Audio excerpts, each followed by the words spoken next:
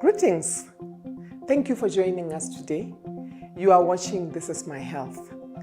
In this show, it is our primary objective to give you health information that hopefully will help you take care of yourself and be able to make decisions and choices that will enhance your health, your wellness, and your general well-being. Today we are again back in our cafe and we are discussing issues that are relating to HIV and AIDS, sexual health, all those many things that sometimes we don't feel comfortable to talk about, but that we really need to talk about. Our reproductive system is part of our wellness. The same way that we are able to talk about our headaches, our backaches, we should be able to open up when we have got problems in our reproductive system. Today, I'm going to be joined by somebody very special here at the cafeteria. I'm with Dr. Mazonde. Here he comes. Welcome, Doc. Thank you very much, and Please. How are you? I'm fine, thank you. Thank you you. for joining us. I had already pre-ordered my things, so if you don't mind, you can order anything what you like. Well, first of all, of course, I'd like to have a glass of water. Yes, that's a very some good idea. grapes, some dates, and some nuts. Those are very, very fancy dishes. I hope we have them. So, I welcomed you by name, but sometimes it's nice for somebody to introduce themselves fully because our audience may not really know you. Well, okay, my name is Dr. Patson Mazonde. I work as a private clinician. I'm a pediatrician by training. Okay. And so children are dear to my heart. Okay, that's very nice to know. Now, the topic for today that we'd like us to unbundle is diarrhea and vomiting. I think generally we like to say that diarrhea and vomiting as if they're the same thing. Can you just help unpack what is diarrhea? What is vomiting? Okay, maybe let us start with the subject of vomiting because before vomiting. It's a lot easier to talk about it even when there is food. Vomiting is when a child involuntarily throws up through the mouth. Wait a minute, let's just stick with vomiting. Your definition says a child. When an adult does it, it's not vomiting? Well, let me put it this way. As I mentioned right from the beginning, I deal with children. Okay, that's so fine. Without thinking, I'll always say a child. That's fine. However, even in an adult, it is the same thing. It's still called the same thing. Yeah. No, that's fine. So, involuntary expulsion of matter from inside, no matter what age, is called vomiting. But what I would like to emphasize is that indeed vomiting by itself is not a disease. It is a sign of a problem. For example, one could vomit because there's something happening at the brain. One may vomit because something is happening in the gastrointestinal tract. Or in fact, you may even vomit. So gastrointestinal tract is what? The throat, the stomach? Let's start from the from the swallowing tube. Yes. The gut or esophagus. Those are very big weights. So the thing that the pipe that carries food down to the stomach. The pipe that carries food down to the stomach. All the way to the stomach. Yes. Now, if there is a problem along that line, one may vomit. Because we have been made in a wonderful way. What goes in should not really come back through the same route that it went in. Okay. So the challenge then is, if it happens, there must be something seriously wrong. What's the difference between spitting out and vomiting, especially with children? Because sometimes we are giving a child some food and it doesn't like them, then the food comes out. If you look at a child, say, who is drinking some milk and they have not swallowed it, it may not have yet formed into milk. Little clots. So that one is spitting out. And children are notorious for spitting out. That's why I was asking, because Yeah. young mothers sometimes may come to you. I know they sometimes go to clinic to say, my child has been vomiting, and when you look at it, you realize that the child was spitting out. That's right. And so that's why I thought we should distinguish Yeah. that. Okay, continue now with where you were. But I wanted to also emphasize that we must differentiate vomiting from positing. What is that now? Yeah. And now I'm going to explain what positing is. Okay. Positing, you know, there are some babies who enjoy the sour taste of milk. Oh.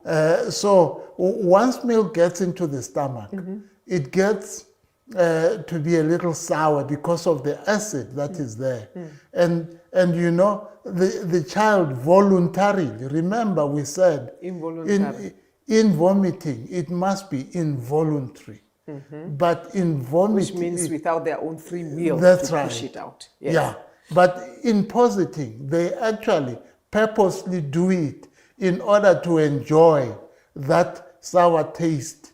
And that is something that we must always ask ourselves when a mother comes and says, yeah, you know, doc, I have this child vomiting all the time, immediately after milk. No, it might just be positing. Okay, okay. Are we ready to go to diarrhea? Yes, we can. I'm still digesting that information. Let's go to diarrhea now. Yeah. Yes. Diarrhea. There are many definitions of diarrhea. The most important one, in my view, is that first the stools have to be loose. Oh, okay. That is number one. But number two, there must be an increased frequency in the passage of those stools. When I say increased frequency, I mean more than what the child normally does. Okay, so there is no measure of 1 or 3, but if a child normally goes 3 times, then it has got to be more than 3. It has got to be more than 3 times. Now, the books will say if you are passing more than 3 stools, it is diarrhea. Yes. But that is really because on average, many children don't pass stools that frequently. But the reason why I said it must be more than frequency is because the frequency that you are used to. Yeah, is because there are some children who immediately they've had a meal, they pass some stools. And the stools of a child should not be hard. I know no matter the age. The What's a child in this context? A child. Okay, for our context in Botswana, it is up to 12. Okay. But it will vary. In other countries. In other countries. I know there are places where it even goes up to 25. A child? A child. Oh, okay. We won't get there. Yeah. Yes. But let's talk about the 12. 12, yes, and below, and below in this context. In this context, yeah. Now, stools must normally be soft. They shouldn't be hard, but they should not be watery. If they are watery, there is something that is not right about those stools, and it is time to check. What may be the problem, yeah. Now, children get diarrhea for a number of reasons. One of the reasons they get diarrhea is because they have infections in other parts of the body other than the intestinal tract. You mean an ear infection can cause diarrhea? Oh yeah, sure, it can. Okay. If the child, gets an ear infection and the ear infection gets into the nose and gets into the throat and then finds its way into the blood, the child may indeed get diarrhea. So whenever a child has diarrhea, don't just focus on the intestinal tract. On what they have eaten. Yeah. Think outside the tummy. Also think of the other possibilities. So generalized infections may cause diarrhea. But diarrhea may also be caused because, of course, the child has eaten something that is not right. In fact, for many young children, younger than 5, it may be because they've eaten something wrong or they have a viral infection. So infections are also in the tummy. In the tummy. Yeah, infections are important causes of diarrhea. But children may have diarrhea because they have something wrong in their intestines that has nothing to do with infection. For example, if a child has got, say, an immunity problem, that means they are prone to getting infections. yeah, they may have diarrhea. There are certain conditions they are born with that can cause diarrhea. We will say inflammation of the tummy. We are going to go for a break right now because our time is running out. When we come back, I want us to unpack more about conditions, because you were saying inflammation and you are talking about chronic conditions. I want us to go a little bit more on those ones. Please don't go away. We will be right back.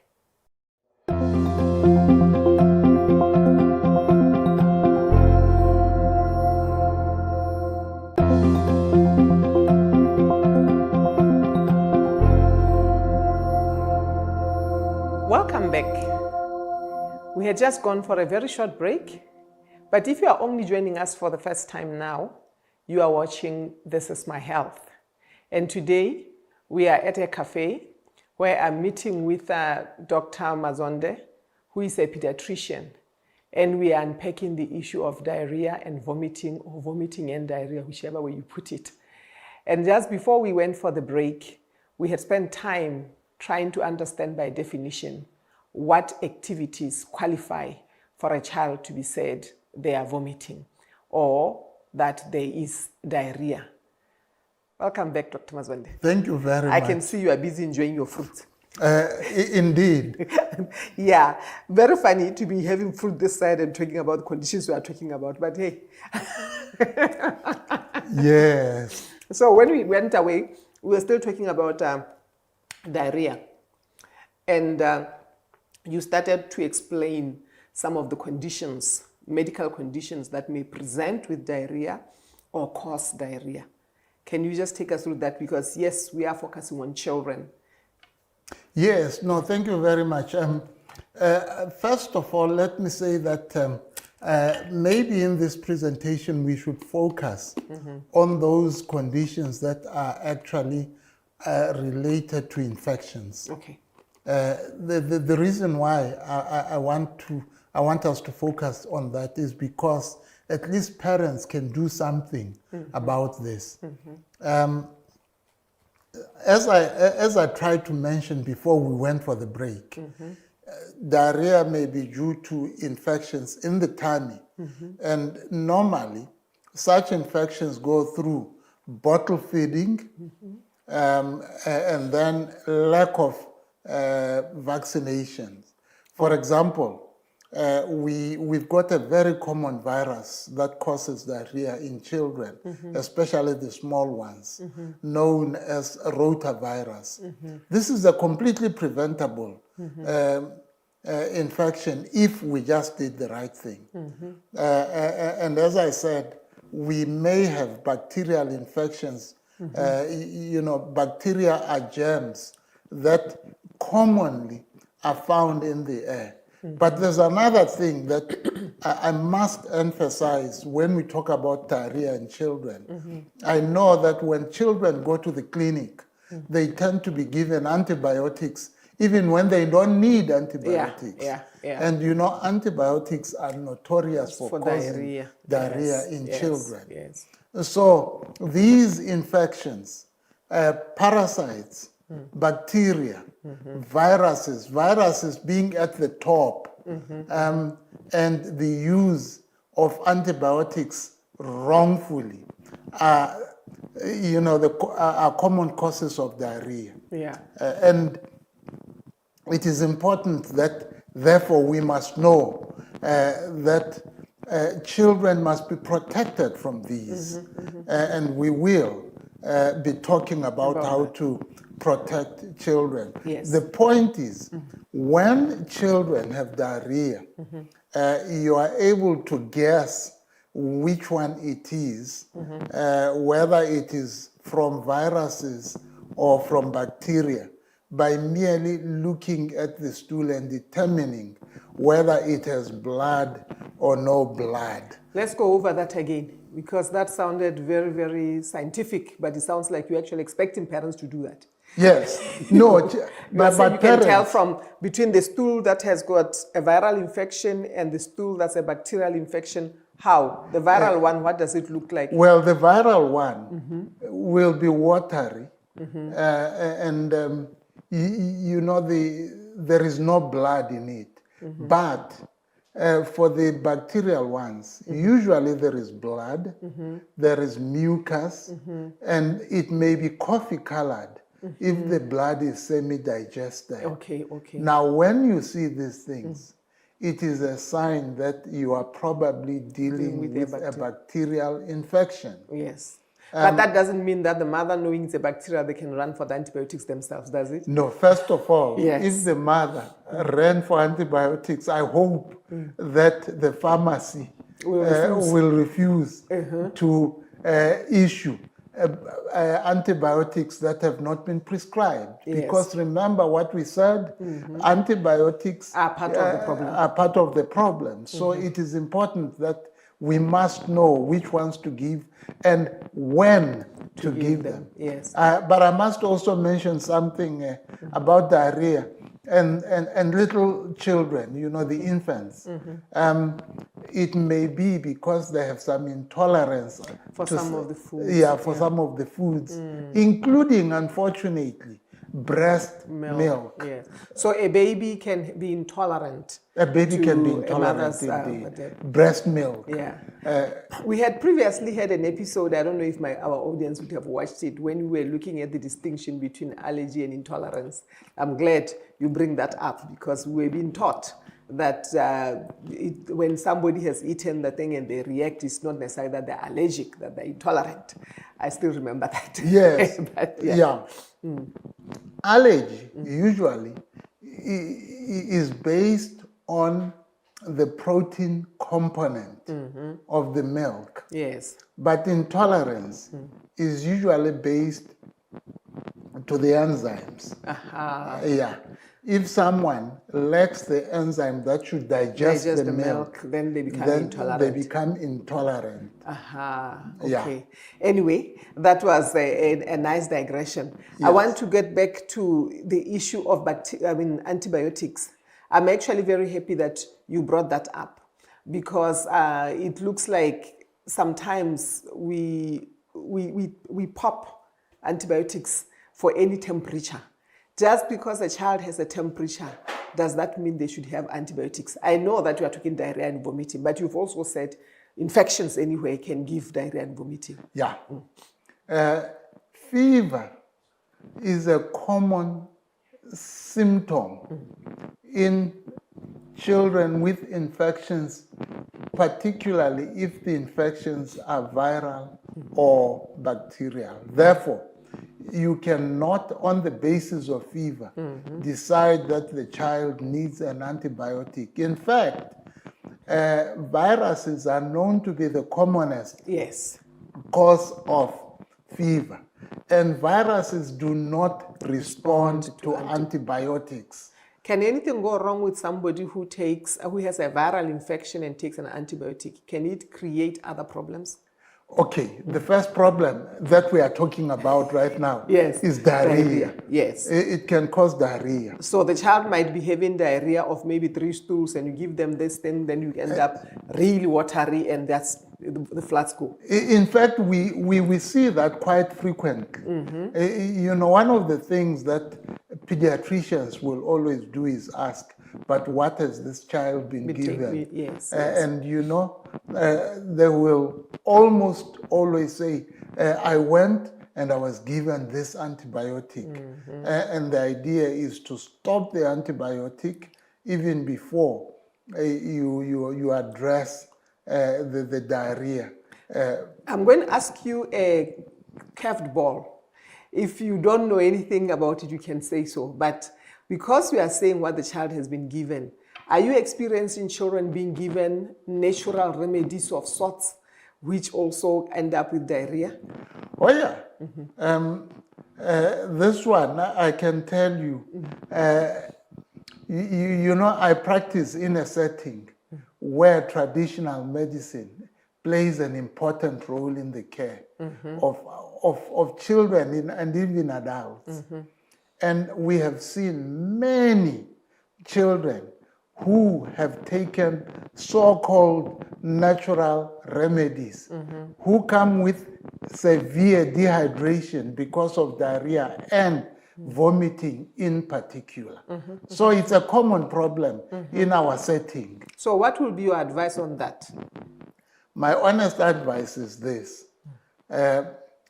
For a child who is not well, please always see a clinician or a health worker before the child gets terribly ill. The biggest problem is that, especially with diarrhea and vomiting, children come in too late. There is no child who should die because of diarrhea and vomiting. But they do. But they do, unfortunately, because they come in too late. The idea is bring the child earlier, especially the very small ones. And the reason for this is this, and I would like everybody to understand this. Children have more fluids comparatively than adults. Yes, most of their body is more fluid that's than right. the adult one. And if they lose those fluids, you know, they die much quicker than adults. So it is important that you should never wait for the signs of dehydration to come in small children. Just bring the child. Can you imagine our time is up?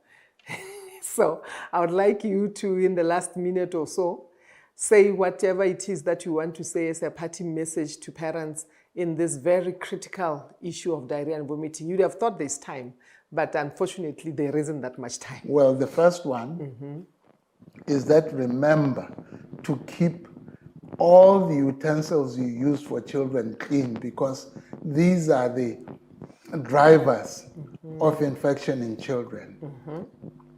Number two, remember not to depend just on water.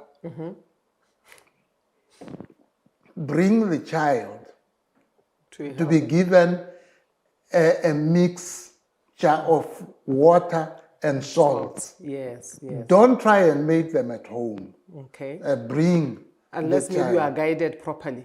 Unless you are guided properly, but most of the time our experience is that even when you are guided, you will do the wrong thing. Oopsie. Yeah, Okay. so number three. come home. Number three, always remember, not all that causes diarrhea is tummy related.